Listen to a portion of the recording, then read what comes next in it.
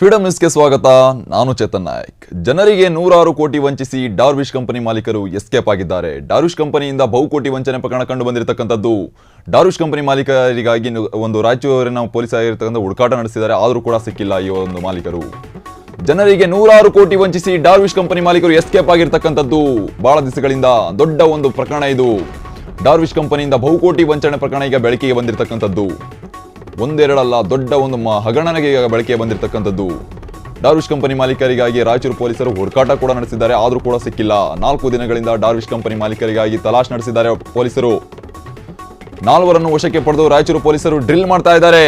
Already ಸಿಕ್ಕಿದ್ದಾರೆ 4 ಬಂಧಿತ ಒಂದು ಆರೋಪಿಗಳು. ಆದರೂ ಕೂಡ ಇನ್ನೂ 4 ಜನ ಸಿಕ್ಕಿಲ್ಲ. 8 ಜನರಲ್ಲಿ ಸುಮಾರು 500 ರಿಂದ 600 ಕೋಟಿ ದೊಡ್ಡ ವಂಚನೆ ಇದು. ಮತ್ತೊಂದು ಕಡೆ ರಾಯಚೂರಿಗೆ ಬಂದ ಸಿಐಡಿ ತಂಡ.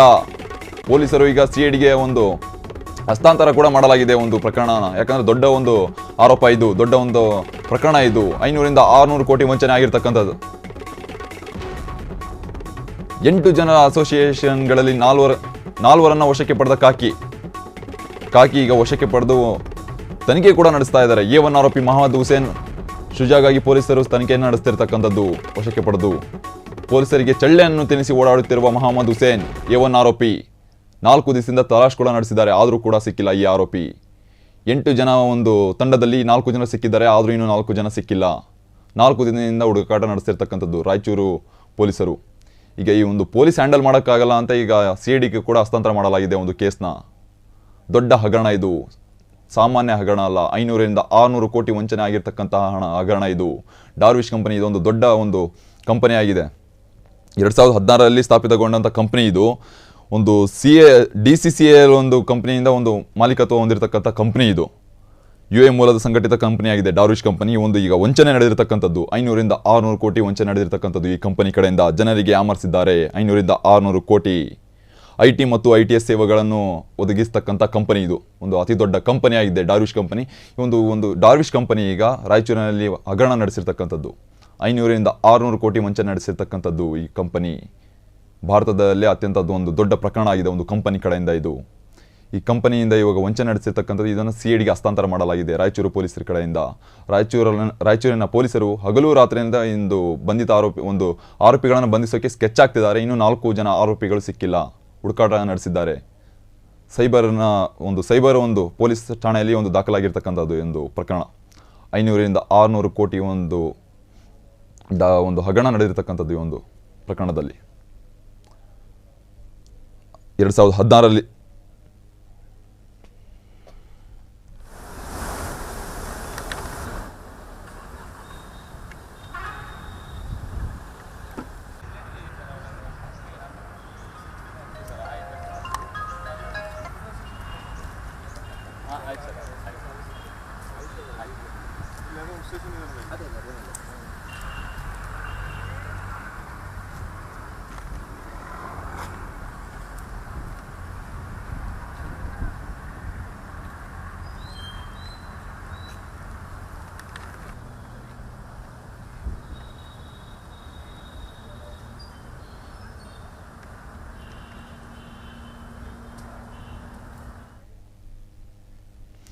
ಇದ್ರ ಬಗ್ಗೆ ಮಾಹಿತಿ ನೀಡೋದಾಗಿ ಸ್ವತಃ ವಂಚಿತರಾಗಿರ್ತಕ್ಕಂಥ ರಾಮ್ ಅವರು ನಮ್ಮ ಜೊತೆಗಿದ್ದಾರೆ. ರಾಮ್ ಅವರೇ, ಯಾವ ರೀತಿ ಒಂದು ವಂಚನೆಗೆ ಒಳಗಾದ್ರೆ ನೀವು ಯಾವ ರೀತಿ ಇದಕ್ಕೆ ಸಂಬಂಧಪಟ್ಟಂತೆ ಏನಾದ್ರು FIR ದಾಖಲೆ ಮಾಡಿದ್ದೀರಾ, ಇದು ಕಂಪ್ಲೇಂಟ್ ಕೂಡ ಕೊಟ್ಟಿದ್ದೀರಾ, ಏನು ಅಂತ? ಯಾವ ರೀತಿ ಅಂತಂದ್ರೆ ಸರ್, ನಮ್ದು ನಮ್ಮ ಬ್ರದರ್ ಸ್ವಂತ ಅಂದ್ರೆ ನಮ್ಮ ಚಿಕ್ಕಪ್ಪನ ಮಗ ನಮ್ಗೇನೋ ಗೊತ್ತಿಲ್ಲ ಅದು ಆಕ್ಚುಲಿ. ಹಂಗಾಗ್ಬಿಟ್ಟು ನಾವು ಸಾರ್ವಜನಿಕರಿಗೂ ಈ ತರ ಅಮೌಂಟ್ ಹಾಕ್ಬೇಡಿ, ರೊಕ್ಕ ಹಾಕ್ಬೇಡಿ, ತರ ಆದ್ರೆ ತ್ರಾಸ ಆಗುತ್ತೆ, ಬಹಳಷ್ಟು ಇವು ಜಾಸ್ತಿ ಇದ್ರೆ ಈ ತರ ಪ್ರಾಬ್ಲಮ್ಗಳಾಗ್ತಾವಂತ ಹೇಳಿದ್ವಿ. ಬಟ್ ಇವ್ರೆಲ್ಲರಿಗಂತಂದು ಮಾಡಿ ಹೇಳಿದಾಗ ಬಟ್ ನಮ್ಮ ತಮ್ಮ ಮತ್ತು ನಮ್ಮ ಅಣ್ಣವ್ರು ಚಿಕ್ಕಪ್ಪನ ಮಕ್ಕಳು, ದೊಡ್ಡಪ್ಪನ ಮಕ್ಕಳತ್ತು ಅವರು. ಹಂಗಾಗ್ಬಿಟ್ಟು ಅವರು ನಮ್ಗೆ ಗೊತ್ತಿರ್ಲಾನೆ ಹಾಕಿದ್ದಾರೆ ಸರ್. ಗೊತ್ತಿರ್ಲಾರ್ದಾನೆ ಅವ್ನು ಏನೋ ಒಂಚೂರು ಮನೆ ಕಟ್ಕೋಬೇಕಂತೇಳಿ ನಮ್ಗೆ ಹೇಳಿದ್ರೆ ಬೈತಾರಂತೇಳಿ ಹತ್ರ ಒಂಚೂರು ಲೆಕ್ಕದ ಮೇಲೆ ಹಾಕಿದ್ದಾನೆ. ಹಾಕಿದ ನಂತರನು ಇಮಿಡಿಯೇಟ್ಲಿ ಬಂದಾಗಿದೆ ಸರ್ ಅದು. ಏನೋ ಒಂದು ದರ್ವೇಶ್ ಕಂಪನಿ ಅಂತೇಳಿ. ಓಕೆ, ಧನ್ಯವಾದಗಳು ನಿಮ್ಮೆಲ್ಲ ಮಾಹಿತಿಗಾಗಿ.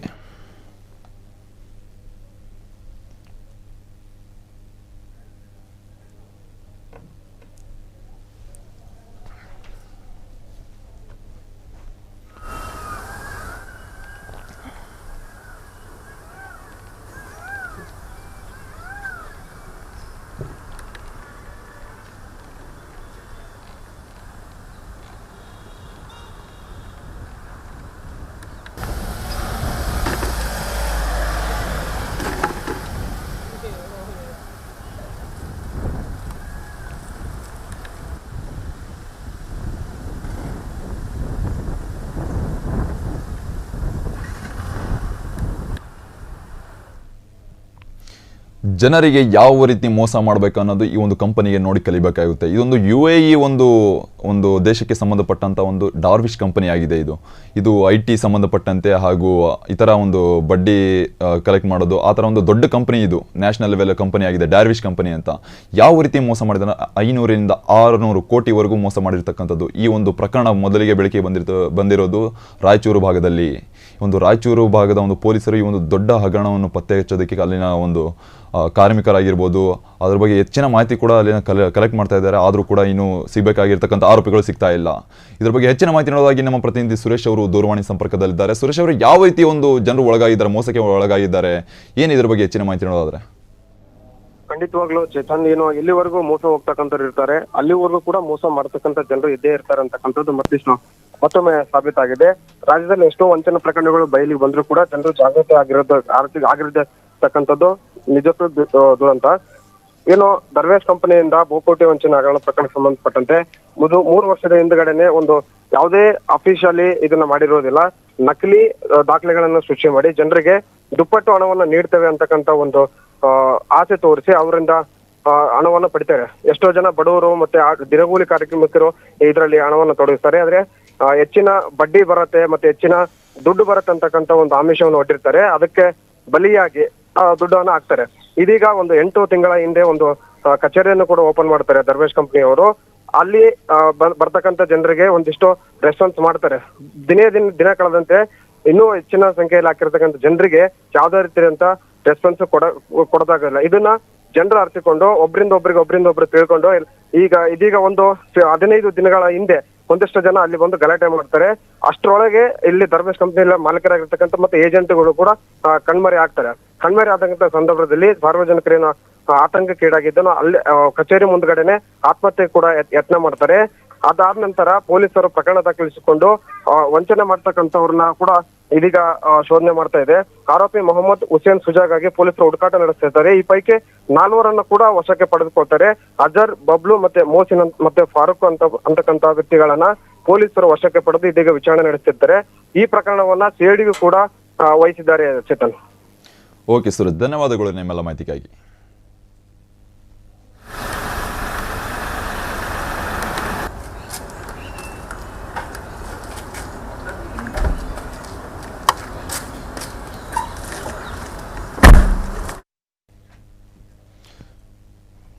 ವಿವಾದದ ನಡುವೆ ಮಾಲ್ಗೆ ಗುದ್ದಲಿ ಪೂಜೆ ನಡೆದಿದೆ. ಸಿದ್ಧಿವಿನಾಯಕ ಮಾರುಕಟ್ಟೆ ಜಾಗದಲ್ಲಿ ಮಾಲ್ ನಿರ್ಮಾಣ ಮಾಡಿರ್ತಕ್ಕಂಥದ್ದು. ವಿವಾದದ ನಡುವೆಯೂ ಈ ಒಂದು ಗುದ್ದಲಿ ಪೂಜೆ ನಡೆದಿದೆ. ಯಾವ ರೀತಿ ವಿವಾದ ನಡೆದಿದೆ ಅಂತ ಗೊತ್ತಿಲ್ಲ.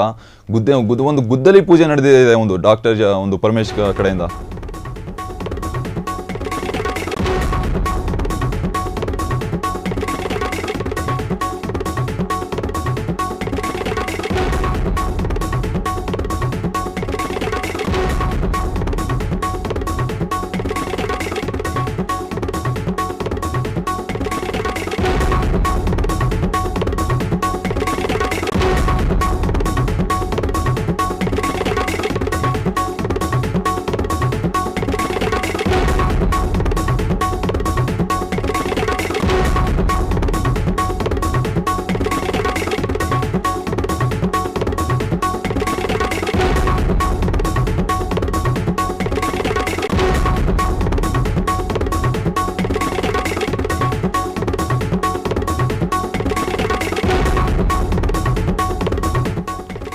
ಸಿದ್ಧಿವಿನಾಯಕ ಮಾರುಕಟ್ಟೆ ಜಾಗದಲ್ಲಿ ಇವಾಗ ಮಾಲ್ ನಿರ್ಮಾಣಕ್ಕೆ ಒಂದು ಕ್ರಮ ಕೈಗೊಂಡಿರ್ತಕ್ಕಂಥದ್ದು. ಗುದ್ದಲಿ ಪೂಜೆ ಕೂಡ ನಡೆದಿದೆ ಗೃಹ ಸಚಿವರಿಂದ. ಅಲ್ಲೊಂದು ಸಮಸ್ಯೆಗಳು ಕಾಡ್ತಾ ಇದೆ, ಆದರೂ ಕೂಡ ಗುದ್ದಲಿ ಪೂಜೆ ನಡೀತಾ ಇರತಕ್ಕಂಥದ್ದು ನಡೆದಿದೆ ಆಲ್ರೆಡಿ. ಅಲ್ಲಿನ ಜನ ಸಮಸ್ಯೆ ಕೇಳಿಲ್ಲ. ಆದರೆ PPP ಯೋಜನೆ ಅಡಿ ಮಲ್ಟಿ ಸ್ಪೆಷಾಲಿಟಿ ಆಗಿರ್ತಕ್ಕಂಥ ಮಾಲ್ನ ನಿರ್ಮಾಣಕ್ಕೆ ಗುದ್ದಲಿ ಪೂಜೆ ನಡೆದಿದೆ. ಅಲ್ಲಿನ ಜನರ ಸಮಸ್ಯೆ ಕೇಳಿಲ್ಲ. ಏಕಾಏಕಿ ಗುದ್ದಲಿ ಪೂಜೆ ನೆರವೇರಿಸಿದ್ದಾರೆ ನಮ್ಮ ಗೃಹ ಮಂತ್ರಿಗಳಾಗಿರ್ತಕ್ಕಂಥ ಡಾಕ್ಟರ್ ಜಿ ಪರಮೇಶ್ ಅವರು. ಅಲ್ಲಿನ ಜನರ ಸಮಸ್ಯೆ ಕೇಳಬೇಕು. ಆಯ್ಕೆ ಮಾಡಿರ್ತಕ್ಕಂಥದ್ದು ಜನರ ಸಮಸ್ಯೆ ಕೇಳಿಲ್ಲ ಅಂದರೆ ಇವರು ಯಾವ ರೀತಿ ಮಂತ್ರಿ ಆಗೋದಕ್ಕೆ ಲಾಯಕು? ಜನರ ಸಮಸ್ಯೆ ಕೇಳಬೇಕು. ಅಲ್ಲಿ ಯಾವ ರೀತಿ ಸಮಸ್ಯೆಗಳಿದೆ, ಅದೊಂದು ವಿನಾಯಕ ಮಾರುಕಟ್ಟೆ ಅಂತಕ್ಕಂಥ ಒಂದು ಪ್ರದೇಶದಲ್ಲಿ ಇವಾಗ ಮಾಲ್ ನಿರ್ಮಾಣಕ್ಕೆ ಮುಂದಾಗಿರ್ತಕ್ಕಂಥದ್ದು. PPP ಯೋಜನೆ ಅಡಿ ಗೃಹ ಮಂತ್ರಿಗಳು ಗುದ್ದಲಿ ಪೂಜೆ ಕೂಡ ನೆರವೇರಿಸಿದ್ದಾರೆ. ಇವತ್ತು ಬೆಳಗ್ಗೆ ಸಾಕಷ್ಟು ಸಮಸ್ಯೆಗಳು ಕಂಡು ಬಂದಿದೆ ಅಲ್ಲಿ ಅಕ್ಕಪಕ್ಕದಲ್ಲಿ.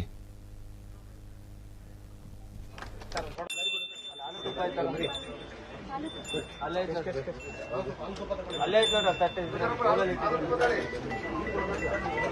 ಬರ್ರಿ ಕಾಂಟ್ರಾಕ್ಟ್ರಿ ಈ ಕಡೆ ಬರ್ರಿ ಬರ್ರಿ ಈ ಕಡೆ ಇಬ್ರಾಹಿಂ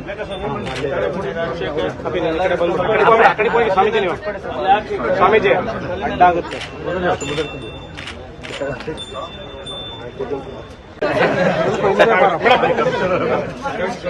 ಐಡಿಯಾ ಬಹಳ ಚೆನ್ನಾಗಿ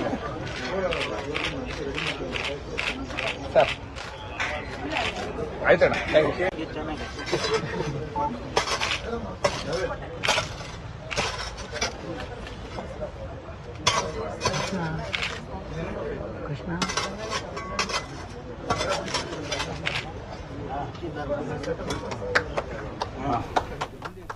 ಗೃಹ ಸಚಿವ ಡಾಕ್ಟರ್ ಜಿ ಪರಮೇಶ್ವರ್ ಇಂದ ಗುದ್ದಲಿ ಪೂಜೆ ನೆರವೇರಿರ್ತಕ್ಕಂಥದ್ದು ಮುಂಜಾನೆ ನಗರದಲ್ಲಿ ಪಿಪಿಪಿ ಯೋಜನೆಯಡಿ ಮಲ್ಟಿ ಯುಟಿಲಿಟಿ ಮಾಲ್ ಈಗ ನಿರ್ಮಾಣಗೊಳ್ತಾ ಇರತಕ್ಕಂಥದ್ದು. ಅಲ್ಲದೆ ಪಾರ್ಕಿಂಗ್ ವ್ಯವಸ್ಥೆ, ಕಟ್ಟಡ ನಿರ್ಮಾಣಕ್ಕೆ ಕೂಡ ಶಂಕುಸ್ಥಾಪನೆ ನಡೆದಿದೆ. ಈ ಮಾಲ್ ನಿರ್ಮಾಣಕ್ಕೆ ಸ್ಥಳೀಯರಿಂದ ತೀವ್ರ ವಿರೋಧ ಇದೆ. ಆದರೂ ಕೂಡ ಗುದ್ದಲಿ ಪೂಜೆ ಇವತ್ತು ನೆರವೇರಿರ್ತಕ್ಕಂಥದ್ದು. ಆದರೂ ಜಗ್ಗದೆ ಕುಗ್ಗದೆ ಪೂಜೆ ನೆರವೇರಿಸಿದ್ದಾರೆ ಡಾಕ್ಟರ್ ಜಿ ಪರಮೇಶ್ವರ್ ಅವರು. ಪದೇ ಪದೇ ಅಲ್ಲಿ ಸಮಸ್ಯೆಗಳು ಕಂಡು ಬರ್ತಾ ಇದೆ ಒಂದು ವಿನಾಯಕ ಮಾರುಕಟ್ಟೆ ಪ್ರದೇಶದಲ್ಲಿ. ಆದರೂ ಕೂಡ ಯಾವುದೇ ಒಂದು ಸಮಸ್ಯೆಯನ್ನು ಬಗೆಹರಿಸದೆ, ಯಾವುದೇ ಒಂದು ಸಮಸ್ಯೆಯನ್ನು ಆಲಿಸದೆ, ಜನರ ಸಮಸ್ಯೆಯನ್ನು ಆಲಿಸದೆ ಗೃಹ ಸಚಿವರು ಇವಾಗ ಅಲ್ಲಿನ ಗುದ್ದಲಿ ಪೂಜೆ ನೆರವೇರ ಮಾಡಿರ್ತಕ್ಕಂಥದ್ದು. ಆ ಮಾಲ್ನಲ್ಲಿ ಸಾಕಷ್ಟು ಫೆಸಿಲಿಟಿ ಕೂಡ ಇರ್ತಾವೆ ಅಂತ ಕೇಳಿಬಂದಿದೆ. ಆದರೆ ಜನರ ಸಮಸ್ಯೆ ಆಲಿಸ್ಬೇಕು ತಾನೆ, ಯಾವುದೇ ಸಮಸ್ಯೆಗಳನ್ನು ಆಲಿಸಿಲ್ಲ. ಅಲ್ಲಿ ತುಂಬ ವಿವಾದಗಳಿಗೆ ಕಿಡಿ ಆಗಿರ್ತಕ್ಕಂಥದ್ದು ಒಂದು ವಿಚಾರ, ಮಾಲ್ನ ಗುದ್ದಲಿ ಪೂಜೆ ವಿಚಾರ.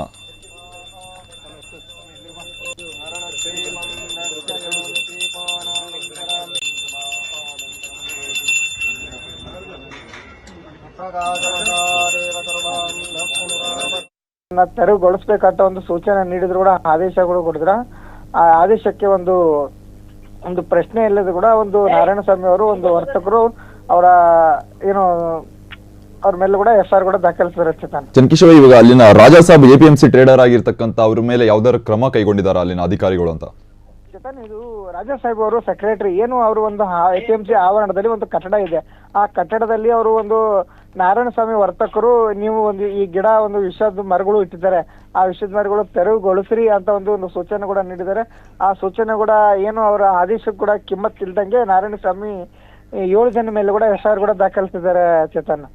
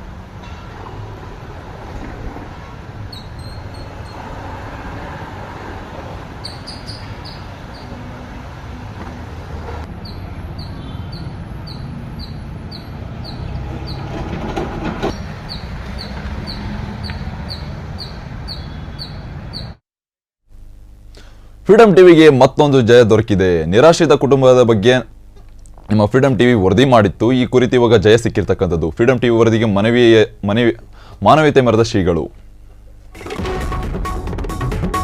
ಮತ್ತೊಂದು ಜಯ ದೊರಕಿದೆ.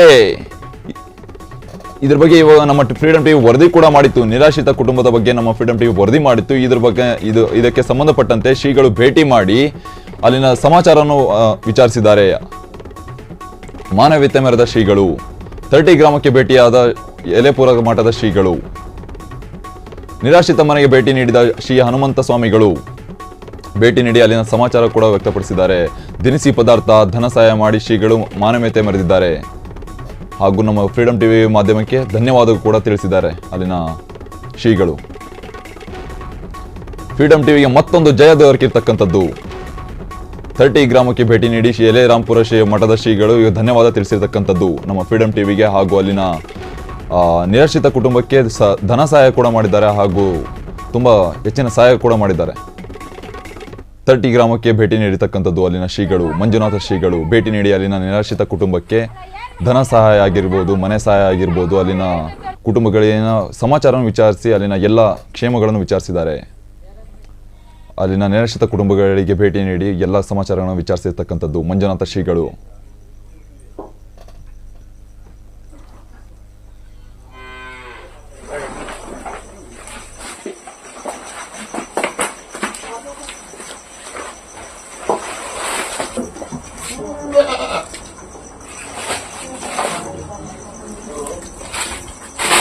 ಜಗಳ ಮಾಡ್ತಾರೆ. ಇಲ್ಲಿ ಒಂದು 4-5 ಸಲ ನಮಗೆ ಜಗಳ, ಅದಕ್ಕೆ ನಮ್ಗೆಲ್ಲ ಬೇರೆ ಕಡೆ ವ್ಯವಸ್ಥೆ ಮಾಡ್ಕೊಡ್ರಿ, ಇಲ್ಲಿ ಆಗೋದಿಲ್ಲ, ಇಷ್ಟೇ ಮಣ್ಣು ಬರಲ್ಲ. ನಿರಾಶ್ರಿತರ ಕುಟುಂಬಕ್ಕೆ ಸಂಬಂಧಪಟ್ಟಂತೆ ನಮ್ಮ ಫ್ರೀಡಂ ಟಿವಿ ವರದಿ ಮಾಡಿತ್ತು. ಈ ಬೆನ್ನಲ್ಲೇ ಈಗ ಅಲ್ಲಿನ ಶ್ರೀಗಳು ಮಾನವೀಯತೆ ಮೆರೆದಿರ್ತಕ್ಕಂಥದ್ದು. 30 ಗ್ರಾಮಕ್ಕೆ ಭೇಟಿ ನೀಡಿದ ಎಲೆರಾಂಪುರ ಶ್ರೀ ಮಠದ ಶ್ರೀಗಳು ನಿರಾಶ್ರಿತರ ಒಂದು ಮನೆಗೆ ಭೇಟಿ ನೀಡಿ ಶ್ರೀ ಹನುಮಂತ ಸ್ವಾಮಿಗಳು ಇವಾಗ ಮಾನವೀಯತೆ ಮೆರೆದಿದ್ದಾರೆ. ದಿನಸಿ ಪದಾರ್ಥಗಳಾಗಿರ್ಬೋದು, ಧನ ಸಹಾಯ ಆಗಿರ್ಬೋದು, ಅಲ್ಲಿನ ಶ್ರೀಗಳು ಇವಾಗ ದಾನ ಮಾಡಿರ್ತಕ್ಕಂಥದ್ದು. ಫ್ರೀಡಂ ಟಿವಿ ಮಾಧ್ಯಮದ ಮಿತ್ರರಿಗೂ ಕೂಡ ಧನ್ಯವಾದ ತಿಳಿಸಿದ್ದಾರೆ. ಯಾಕಂದರೆ ಈಗ ಈ ಥರ ಫ್ರೀಡಂ ಟಿವಿ ಪದೇ ಪದೇ ಅಲ್ಲಿನ ನಿರಾಶ್ರಿತರಾಗಿರ್ಬೋದು, ಅಲ್ಲಿನ ಜಿಲ್ಲೆಯ ಸಮಸ್ಯೆಗಳಾಗಿರ್ಬೋದು ಪದೇ ಪದೇ ಎಲ್ಲರಿಗೂ ಪ್ರಸಾರ ಮಾಡಿ ಅಲ್ಲಿನ ಅರಿವು ಮೂಡಿಸ್ತಾ ಇದೆ. ಅಲ್ಲಿನ ಅಧಿಕಾರಿಗಳು ಆಗಿರ್ಬೋದು, ಅಲ್ಲಿನ ಜನರಿಗಾಗಿರ್ಬೋದು ಇದ್ರ ಬಗ್ಗೆ ಅರಿವು ಮೂಡಿಸ್ತಾ ಇದೆ. ಈ ಕಾರಣ ಫ್ರೀಡಂ ಮಾಧ್ಯಮಕ್ಕೂ ಸಹ ಧನ್ಯವಾದಗಳನ್ನು ತಿಳಿಸಿದ್ದಾರೆ. ಹಾಗೂ ಅಲ್ಲಿನ ನಿರಾಶ್ರಿತ ಕುಟುಂಬಕ್ಕೂ ಕೂಡ ಧನ ಸಹಾಯ ಆಗಿರ್ಬೋದು, ಅಲ್ಲಿನ ಮನೆಗೆ ಬೇಕಿರ್ತಕ್ಕಂಥ ಸೌಲಭ್ಯಗಳಾಗಿರ್ಬೋದು, ಅಲ್ಲಿನ ಕುಟುಂಬಕ್ಕೆ ಬೇಕಾದ ಸೌಲಭ್ಯಗಳಾಗಿರ್ಬೋದು, ಹಾಗೂ ಇದ್ರ ಬಗ್ಗೆ ಹೆಚ್ಚಿನ ಒಂದು ಸಹಾಯಕ್ಕೆ ಅಲ್ಲಿನ ಅಧಿಕಾರಿಗಳ ಜೊತೆ ಮಾತಾಡಿ ಎಲ್ಲ ಸಹಾಯಕ್ಕೆ ಆದಷ್ಟು ಬೇಗ ಎಲ್ಲ ಒಂದು ಸಹಾಯ ನೀಡಿದ್ದಾರೆ ಅಲ್ಲಿನ ಶ್ರೀಗಳು, ಮಂಜುನಾಥ ಶ್ರೀಗಳು. ಫ್ರೀಡಂ ಟಿವಿ ಇದ್ರ ಬಗ್ಗೆ ವರದಿ ಮಾಡಿತ್ತು ನಿನ್ನೆ ಅಷ್ಟೇ.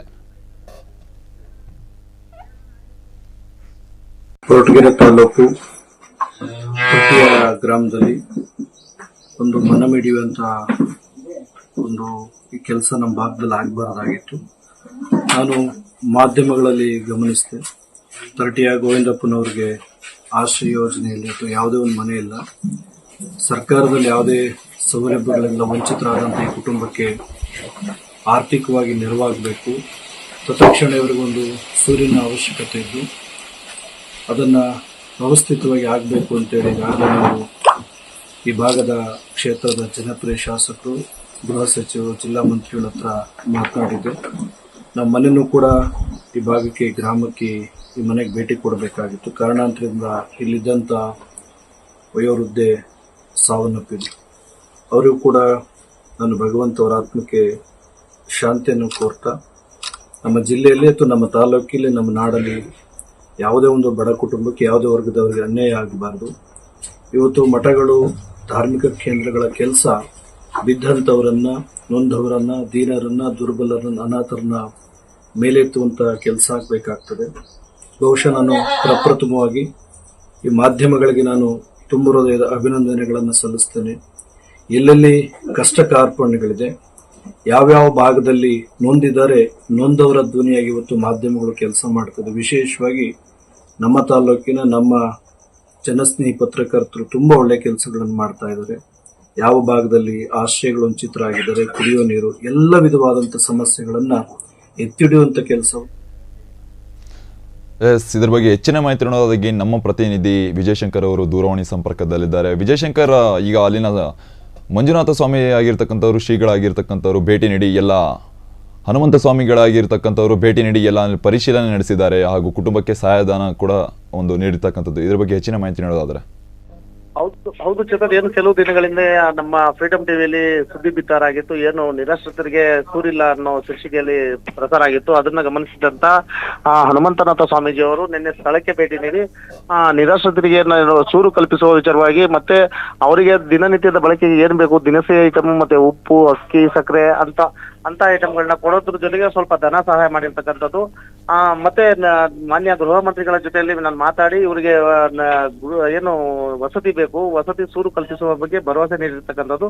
ಮತ್ತೆ ಅಲ್ಲಿ ಮನೆ ಹಿಂದೆ ಮತ್ತೆ ಮನೆ ಮುಂದೆ ಇರ್ತಕ್ಕಂಥ ಮೂಲಭೂತ ಸೌಕರ್ಯ ಏನು ವಂಚಿತರಾಗಿದ್ರು ಅದನ್ನೆಲ್ಲ ಕಲ್ಪಿಸುವ ನಿಟ್ಟಿನಲ್ಲಿ ನಾನು ಕೆಲಸ ಮಾಡ್ತೀನಿ ಅಂತ ಹೇಳಿರ್ತಕ್ಕಂಥದ್ದು. ಇದು ನಮ್ಮ ಫ್ರೀಡಂ ಟಿವಿ ಸುದ್ದಿ ಬಿತ್ತಾರ ನೋಡಿ ಇದೆಲ್ಲ ಕಲ್ಪಿಸಿ ಕೊಡ್ತಾ ಇರ್ತಕ್ಕಂಥದ್ದು ಅಂತ ಹೇಳ್ಬೋದು ಚೇತನ್. ಧನ್ಯವಾದಗಳು ವಿಜಯಶಂಕರ್ ನಿಮ್ಮೆಲ್ಲ ಮಾಹಿತಿಗಾಗಿ.